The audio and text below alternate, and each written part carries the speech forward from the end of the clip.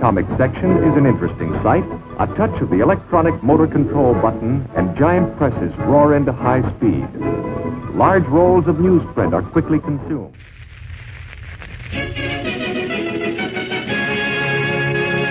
Presenting America's #1 comic strip character.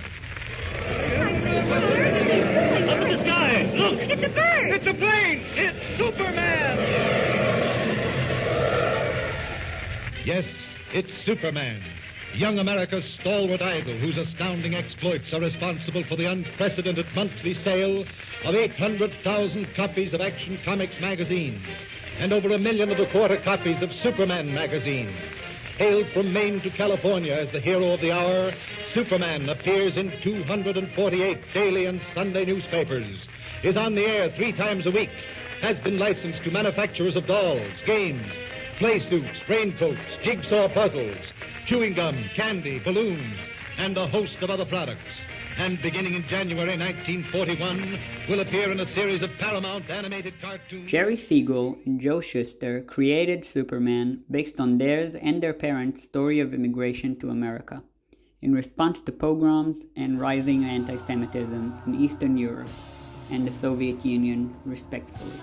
The Superman creator's Jewish background is the reason Superman's origin is the same as Moses, a child put in a basket to somewhat short yet very dangerous journey to a better future out of fear of annihilation, leading to salvation and freedom of the oppressed. Superman is about Kal-El, a baby alien, or Jew, who's escaping certain death, pogroms, as his entire world is about to blow up and he lands in America to keep living, continuing a forgotten bloodline, and helping humanity as much as possible through the values his Earth parents taught him, showing he, and Jews as an allegory, are just a normal part of the world, just a bit different from the rest. If Superman wouldn't have a big red cape, or kippah, people wouldn't know he is Superman, or a Jew.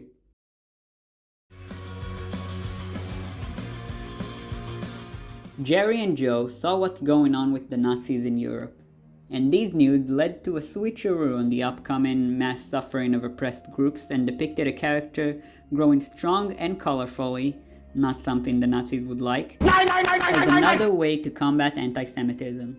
The tone of Henry Cavill's Superman in Men of Steel is much more somber and reflective compared to the brighter and more optimistic portrayals seen in the past. His Superman is way more conflicted about his identity and role on Earth. In Luke 2:49, as a child, he tells his parents, "Did you not know that I must be in my Father's house?"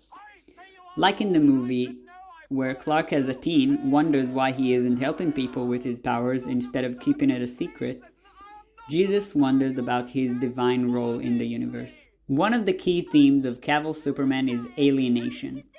From the beginning, Clark Kent feels like an outsider in his human form, raised as a human but carrying the weight of being the last son of Krypton.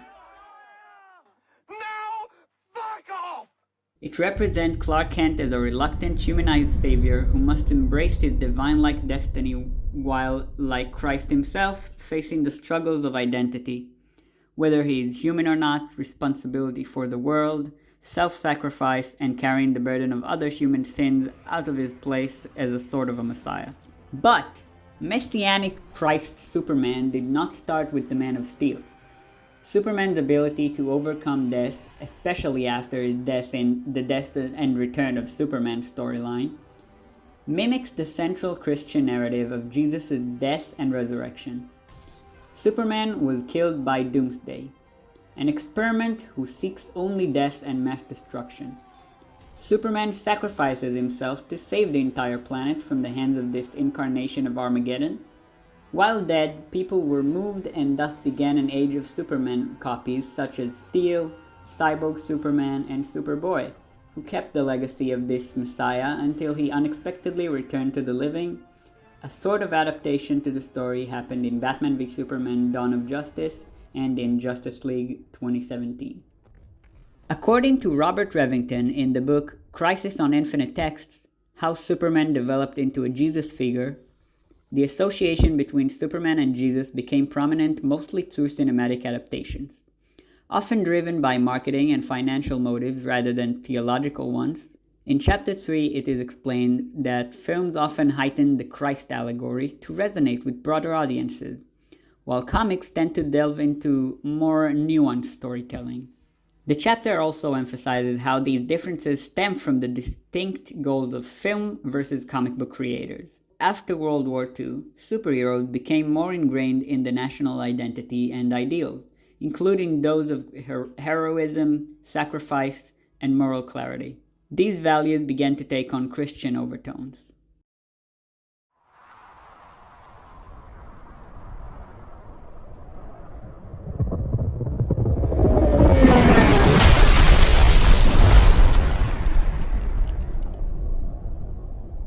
Soon, we are to witness David Corenswet's upcoming portrayal of Superman later this year, and he will be the first Jewish actor to play the iconic role. Historically, Superman's portrayal has been by non-Jewish actors, even though Siegel and Schuster, two Jewish creators who infused their character with themes that resonate with prominent Jewish narrative symbols. The story of an alien sent away from his doomed homeworld to Earth's origin carried the undertone of hope, survival, and overcoming adversity, values that were especially poignant for Jewish communities during the time of Superman's creation in 1938, when anti-Semitism and global conflict loomed large as we also see today. So, could it be a symbol for the struggle against anti-Semitism? This portrayal could serve as a bridge between Superman's past and present, honoring his creator's intention while reimagining him for the modern audience. It will be interesting to see how Corenswet and James Gunn and the rest of the filmmakers navigate these layers of identity and symbolism in the upcoming adaptation. It may open up space for Jewish voices and stories to be more visible, pushing against anti-Semitic tropes and offering a more humanized view of Jewish people and values. In a modern world such as ours, Corenswet casting might signify a deliberate pivot away from the overt Christ-like depiction, offering broader, more inclusive interpretation of Superman. By embracing the character's Jewish heritage, the narrative could emphasize themes of resilience, community, and the complexities of balancing dual identities, both as Clark Kent and as Superman, mirroring the dual experiences of many immigrants and minorities struggling to be their own origin and their new status in the world. On the other hand, the portrayal may also invite negative reactions from anti-Semites, potentially becoming an excuse for online harassment. But, however, given Superman's long history as a moral champion of justice and truth, Corenswet's role can also act as a powerful symbol of resistance against hatred, encouraging dialogue, solidarity, and the future free from discrimination to all.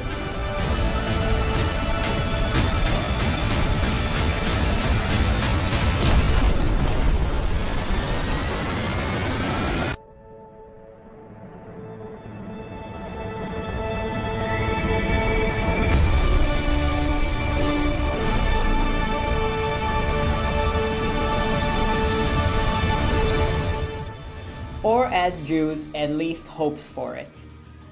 That's it. Thank you all for watching. See you at July 11th, and we'll see if I was right or wrong.